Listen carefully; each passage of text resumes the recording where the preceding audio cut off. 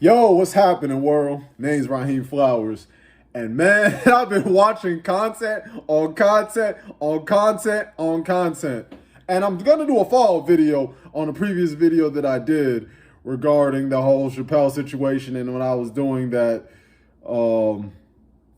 enactment. Anywho, back to the topic at hand. So, let's talk about the five elements and the five-headed dragon from what is deeply embedded within what we call the black woman, or what my man and my fellow producer Space Ghost Perp said about Sydney G when he said that the so-called black woman is more like a Jezebel. So we're gonna call them black Jezebels. The five would be the five deadly things: the heart, the spirit, the mouth, the mind, head, and the pussy. Now, I was watching that Brittany Renner thought, as well as watching Mama Duck, FBG Duck. And me being from Chicago, I know people that know Duck. Or at least know people that know him. And when I heard those audio recordings of how she would be fraternizing with the ops, I think to myself, this is sad. This is real pathetic. So basically, you are crapping on your son's grave. And when I heard her on Tommy's platform and she was talking, and he used LeBron James as a frame of reference about you messing around with one of your son's teammates and how foul that is. You want to know what her response and her retort was? Well, why can't she just be happy? Why can't LeBron be happy for her mama? I'm like, dude. When I watch this dude, I'm like, ma'am, lady. Because the thing, and this is why I'm glad I said black Jezebel. Because we can make a reference about the scriptures. And this is a woman who was claiming on Tommy's platform at the time period that she is a woman of God.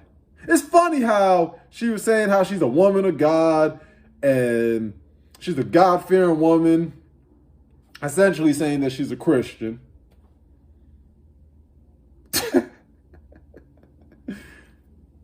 And you see the hypocrisy when she opens her mouth. Now, look, don't you find it funny how when she's being, I don't know if you want to call it an interview or she's having a discussion with a black man, that being a Tommy, she has this hostility, she has this vitriol, she has this contempt. And you know, Tommy being Tommy, they end up having a screaming contest, a shouting contest with each other because it's still Tommy at the end of the day. But nonetheless, on an objective standpoint, you sit here and you get all hostile with this man, which is Tommy. But when you are on Vlad TV, you are all docile. You comparatively were all dolled up, and I didn't see none of that hostility. I didn't see nor hear you over talking Vlad consistently.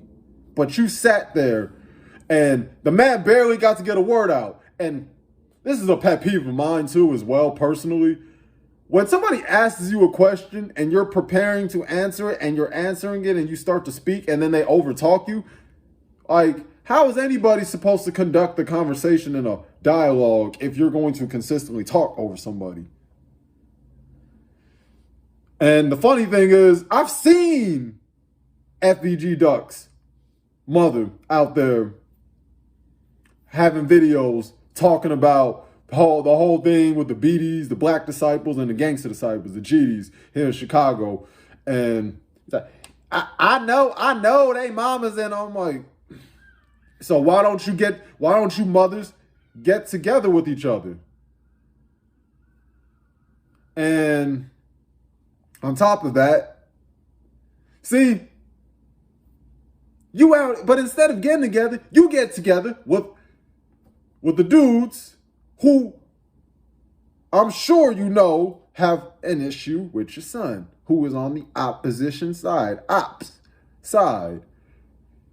Instead of confronting them, talking about how this is wrongful, and then you're going to create all this chaos. This is why I call y'all domestic terrorists. I mean, the man got shot in the Gold Coast. The Gold Coast is in downtown here in Chicago. And look, I'm not Hassan Campbell. I'm not going to let your ass think you could curse me out like that, and I'm just going to let it ride. I'm not trying to sit here and argue. I'm not here to try to create no conflict and no beef. But I'm here to just present the truth. So as far as that goes, she's proven things I said 5 years ago when I made World War Chirac. She's proven me right. And I mean, it's unfortunate that you had to lose multiple children. You out here describing Brick's death, Duck's death, your daughter's death. I'm like, but as far as Brick and Duck goes specifically, you lost your children to gang violence. You would have thought, I need to get out of Chicago. I need to get out of atmospheres like Chicago. Because Duck had the wherewithal. Duck was getting money. He was getting money in the streets. He was getting money on this rap stuff. And on top of that, how could you say that you a woman of God, but you did not instill in your son these godly values, these divine values? Because if you did, he wouldn't be talking about how felt like he's been a demon since he was 12 on a song called Dead Bitch. He wouldn't feel the need to do that. It's okay to say that people have raised they've raised their children horribly. And usually it's these single mothers, and more especially these black single mothers. Unfortunately. I mean, and this is where you got to take accountability, which is my next point with this next woman, Brittany Renner. You see, like Mama Duck, Brittany Renner doesn't want to take accountability for her actions. What do these feminist broads like to say? My body, my choice. Right or wrong? Don't y'all say that? Aren't y'all the ones who go out here while you're posting your little revolutionary posts? You also post nudes. Tumblr was basically Snapchat and Instagram and Snapchat Premium and Instagram and TikTok. Before all that, Tumblr was really the precursor to that. And you see how that has gone on to something else. It's damn near like watching X videos or Brazzer. Watching these females out here thoughting they're doing some cybernetic prostitution. And then when you call them out on it, see, Brittany Renner, she was on that Vermin Academics' channel. And Academics was talking about, well, you weren't you out there just sitting there saying that you were trapping niggas? Right? Then that Vermin say something to that effect. And then she's like, see, when are you US men, when are you niggas gonna be held accountable for what you do? Yeah, the dude should be held accountable for number one, not having his pull-out game, for number two, out here fraternizing with a notorious thought telling you how to methodically trap niggas on her videos. She was transparent about all this. There's documented proof, you dumb bitch. Now, see, if there wasn't any public videos that you recorded out there for the world to see and for people to discover, then, you would have more of an argument on your end. But since you took it upon yourself to record how you trap niggas and how you advise other women to trap niggas, now you want to get on this feminist mantra talking about how he knew what he was getting into, which he did know what he was getting into. And she's like, oh, see, y'all want to say I'm R. Kelly. I'm glad that she said that. She made that little R. Kelly joke meme reference, because guess what? It was black men who condemned and persecuted Robert Kelly way before black women did. Not saying there weren't black women that didn't do it, but I'm saying en masse, as a collective unit. It was black men when he had that R. Kelly trial in the early 2000s, I believe. Guess what? Wasn't y'all. Wasn't y'all out here persecuting the fuck out of him. As a collective and mass, wasn't y'all. And that's how it's been in the community. Like, when men figure out who has done what, guess what we do? We handle that rapist. We handle that pedophile. We handle that child molester. Because it ain't y'all women. Matter of fact, isn't Polite in his situation living proof that y'all women are not the ones who go around confronting these rapists? Y'all enable that fuck shit. Oh, but Brittany Renner, you didn't want to speak about things like that now, did you, ma'am? You didn't want to speak on the fact that you had so many girls who get molested by their uncles, but in reality, that's mama's boyfriend. Because I don't know too many brothers out there who would say, yeah, man, my nigga, man, that's my nigga, man, that's my dude right there, but he be raping little girl. Like, I don't know no dude who would say some bullshit like that. I don't know any dude, not one. Let my friend just sit here and casually say that he rapes little girls and rapes little boys. I'm going to put his ass in the hospital. And I'm going to report it to the police. And I'm going to say, yeah, I'm the one who did this shit to him. And if I had to do a little time, then it is what it is. But guess what? And this is another example. When you go into the penitentiary, guess what those prison inmates do?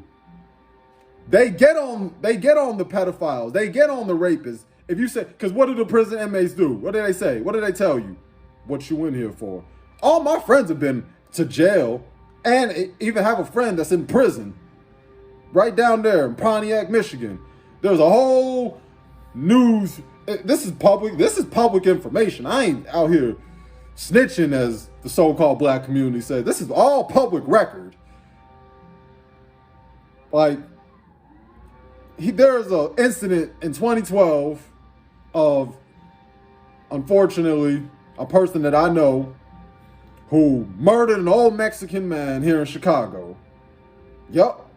This is all public information. So, again, I'm not snitching or nothing, or as they say, snitching. I'm not doing none of that.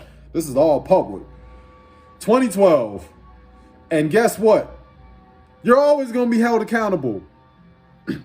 But going back to what I was saying about prison inmates, guess what they're going to say? What you in here for? And let that be the first thing that comes out your mouth. I'm in here because I slept with a 13-year-old mom. Boom! Gonna knock you the fuck out. Ain't nothing to talk about. That's what men do. So what are you talking about? Men always hold other men accountable. You know the difference though? Men, not these males that were raised by you weak bitches. I'm saying men. Guess what we do? We say, man, you know what? You got a point, man. I fucked up. Now I got to sit here and right my wrongs. Now I have to answer for what I've done, and I know that I have to repent for these things. That's what a man's going to do. A man's going to look to right his wrongs. Now, these males that you weak women have raised, and if you want to go make that circular argument, but it's you men, but it's your body and it's your choice. Unless you were raped or unless you were a widow, you are a single mother by choice. And no woman's going to be able to argue this. See, they'll try to use the argument of the man was basically on some Jekyll and Hyde shit. That's the argument they will try to use. And I know this. And I was so naive and he was so charming. And then the dude turns out to be a complete monster, like the dude in that film that Jennifer Lopez was on. And she was just getting beat the fuck out of. I love you, yes. But I am not a doormat. I'm your wife. I'm your wife. And you cannot do this to me. You cannot do this to me anymore.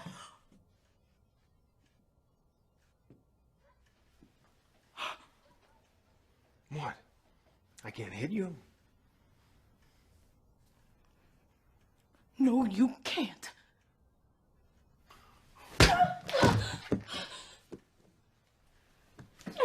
You want to fight? I'm a man, honey. It's no contest. You have to understand, Slim, and I thought you did. I make the money here, so I set the rules, right? It's my rules. That's, if you let them tell it, that's what it is. Oh, man.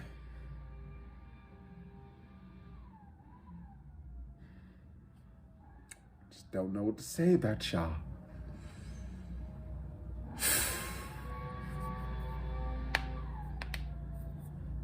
I mean, I know a girl who I personally had a crush on in high school. Beautiful sister.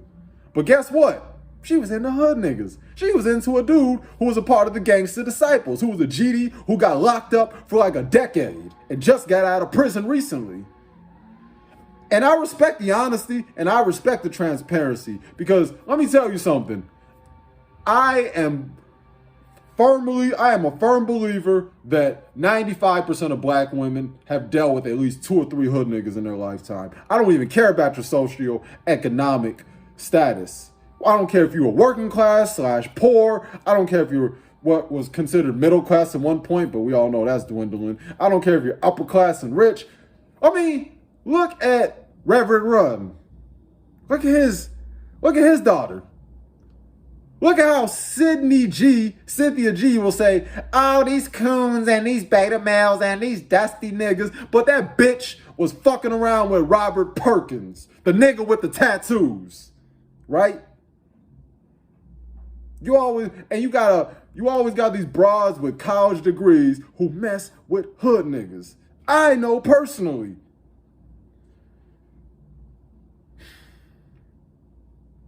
I mean, look at my sister. She was college educated, and guess what she did? She was messing with hood niggas.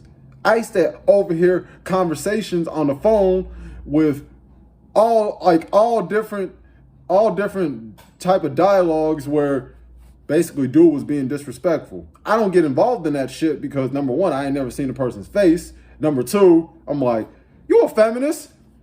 Why don't you go get one of your little feminist sisters since y'all stand up for each other so much, and since there's so much solidarity and so much union with black women.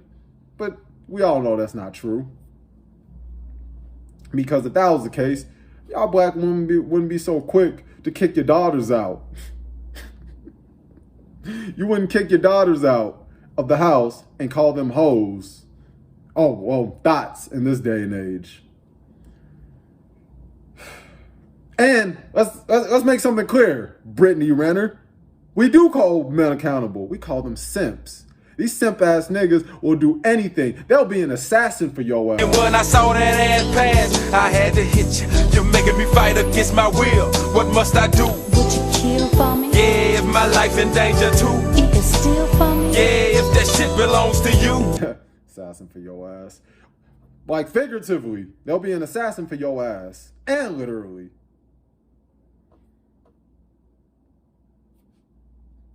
Where are the lies? I want to know.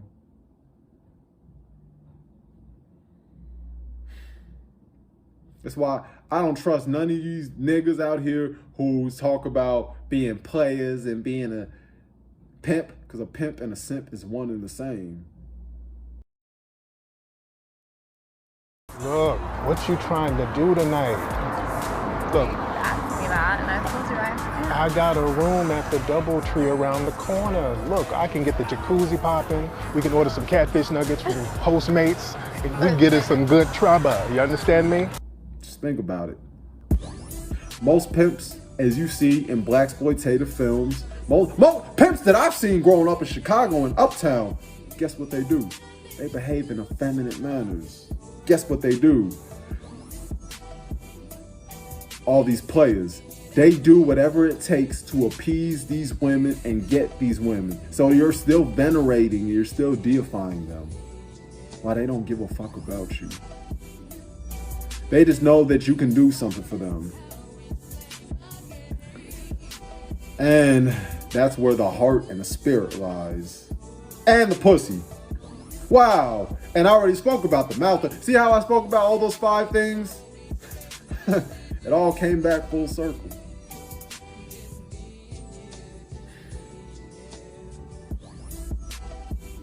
I mean, enjoy your cash dolls, enjoy your city girls. Oh, and there's a story that I read here in Chicago.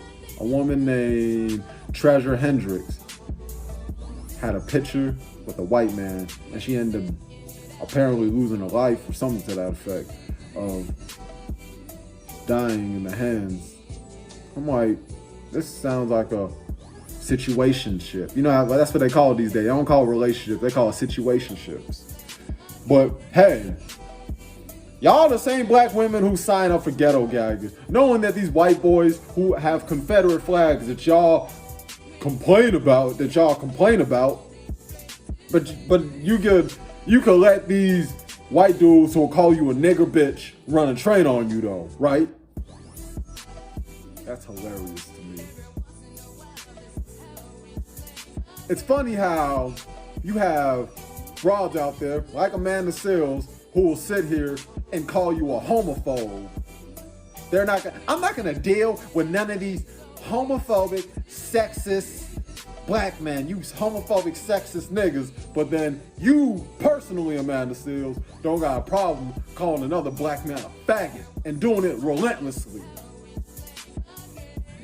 Just saying.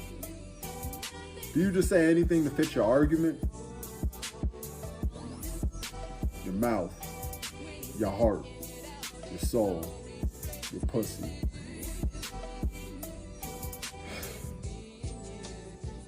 Your mind, your head. That's like a 5-headed dragon right there. Whew! I think I said enough though. Y'all gonna enjoy this. Peace out and one love.